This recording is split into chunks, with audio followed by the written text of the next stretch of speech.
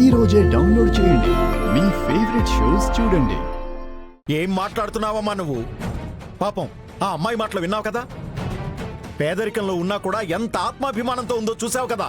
అసలు ఇక్కడ దాకా వచ్చి మన దగ్గర ఒక్క పైసా కూడా తీసుకోలేదు.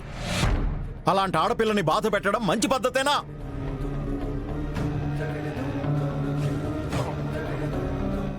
నువ్వేం బాధపడు మాకన్నా. ఈ సమస్యకి నేనే ఏదో ఒక పరిష్కారం చూస్తాను. ఆ పిల్లకి ఏదో విధంగా ఈడితోనే న్యాయం చేయిస్తాను. నువ్వు పో అన్నా. ఎందుకు పుట్టాడో తెలీదు, అసలు ఎందుకు బతుకుతున్నాడో కూడా తెలీదు. ఛా!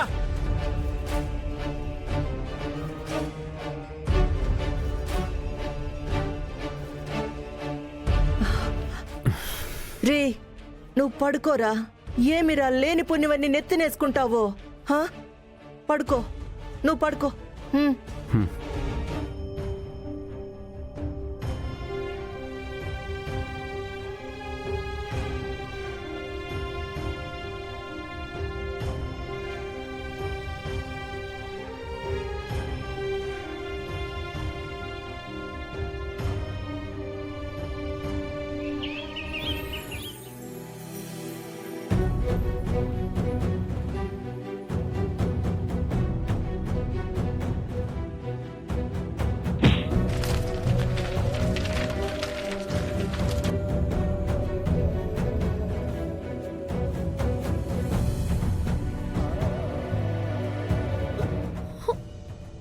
మూత తీసిన మందు బాటిల్ మొహం వేసుకుని వాడి వేషాలు.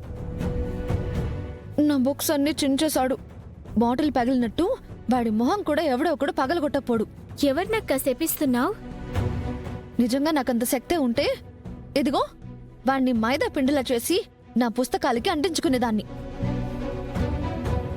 పాత పుస్తకాలు అలా అంటించుకోకపోతే కొత్తవి కొనుక్కోవచ్చు కదక్కా. మనం డబ్బు సంపాదించడం లేదు. మనందరి కోసం అన్నయ్య ఒక్కడే సంపాదిస్తున్నాడు.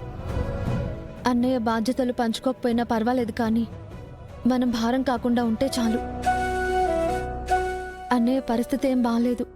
మన చదువుల కోసం కష్టపడింది చాలక అక్క పెళ్లి కోసం ఇంకా ఎక్కువ కష్టపడుతున్నాడు. అందుకే అక్క పెళ్ళయ్యే వరకు మనం వేరే ఖర్చులేం చేయకూడదు. ఉన్న డబ్బులు జాగ్రత్తగా వాడుకోవాలి. ఉన్నంతలో సర్దుకుపోవాలి. మీ అక్క పెళ్లి గురించి మీరు ఆలోచించిన అవసరం లేదు. మా కోడలి గురించి నేనే ఆలోచిస్తాను. అత్తయ్య ఇవ్వండి. అత్తయ్య ఎప్పుడొచ్చారు? హారతి తీసుకోమ్మా.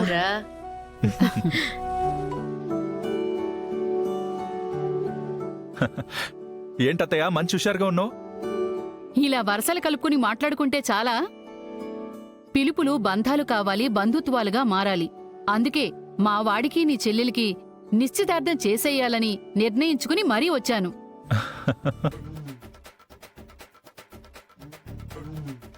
ఉన్నట్టుండి ఏంటత్తయ్య? మాటలు మనుషుల్ని మాత్రమే కలుపుతాయి. అదే పెళ్లి జరిగితే కుటుంబాలు కలుస్తాయి.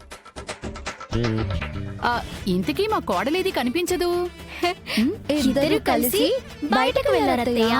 ఆహా, ఎక్కడికెళ్ళారు?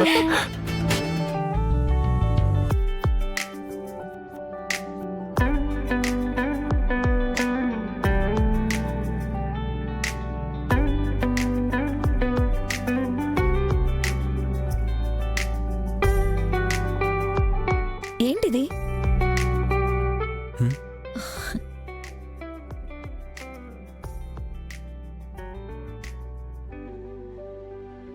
ఇవి ఆటో కొత్తద్దం వేయడానికి ఇచ్చాను కదా. తీసుకో. ఆహా, నేను కాదు. అక్కకి నువ్వే ఇచ్చేయి. నేను దాచుకున్న డబ్బుని ఇచ్చానని అక్కకి తెలిస్తే అక్క బాధపడుతుంది.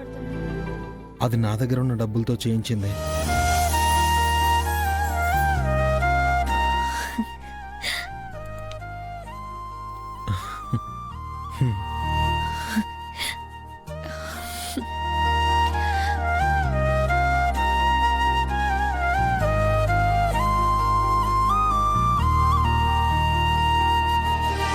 నాకు నువ్వు మా అన్నయ్య రెండు కళ్ళు లాంటి వాళ్ళం.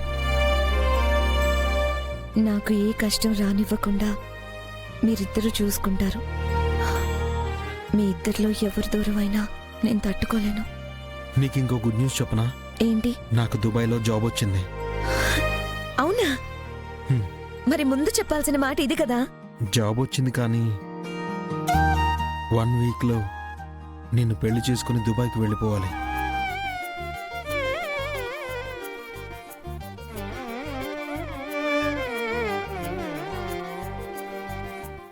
నువ్వు బాధపడతావని తెలుసు. రేపటి మన సంతోషం కోసం కొద్ది రోజులు కష్టపడక తప్పదు. అన్నయ్యని వదిలే నేను ఉండలేను కార్తీక్. నేనుండగలనా? కానీ తప్పదు. మనం ఎక్కడున్నా అన్నయ్యతో వీడియో కాల్లో మాట్లాడుతుంటాం కదా. హే హే, నువ్వు అలా ఉంటే ఇలా నవ్వాలి. నిన్నే నవ్వాలి, నవ్వాలి. హే అరే హే. కార్తీక్, సరే, ఇంటి దగ్గర మన కోసం ఎదురు చూస్తూ ఉంటారు. వెళ్దాం పద. మ్. హ్మ్? పద.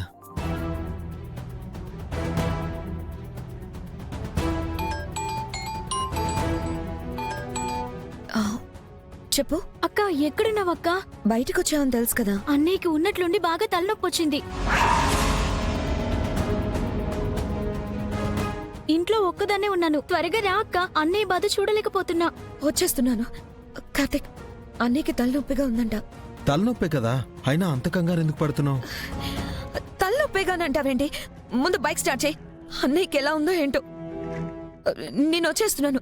కిటికీ దగ్గర జెండు బాముంది, పొయ్యి మీద నీళ్లు పెట్టు. నేను వచ్చి తడిగుడ్డ పెడతాను. త్వరగా పద కార్తీక్. మా అన్నయ్యకి ఎలా ఉందో ఏంటో. త్వరగా పద, వచ్చేస్తున్నాను.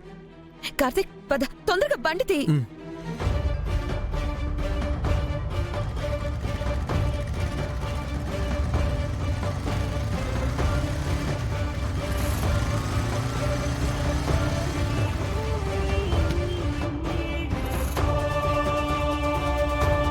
అన్నయ్య, ఆ. వర్షానికి తలనొప్పిగా ఉందని ఫోన్ చేసింది. ఇప్పుడు ఎలా ఉందన్నయ్య? ఏంట్రా? రా కూర్చో. రా కూర్చో అన్నయ్య. అరే ఏంటి? నేను తలకి కాపడం పెడతాను. కార్తీక్, టాబ్లెట్స్ తెచ్చాం కదా, హ. ఇవ్వు. హ్మ్, ఇదిగో. వర్ష, వెళ్ళి వాటర్ తీసుకునిరా. జ్వరం ఏమైనా వచ్చిందన్నయ్య? హే, వెళ్ళి వంటగదిలో నుంచి వాటర్ తీసుకునిరా. ఏంటి? హే, చూస్తావేంటి? వెళ్ళు.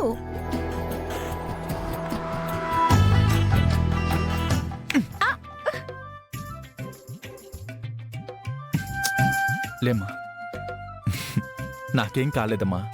మిమ్మల్ని ఆట పట్టించాలని వర్ష చేసిన పని ఇది.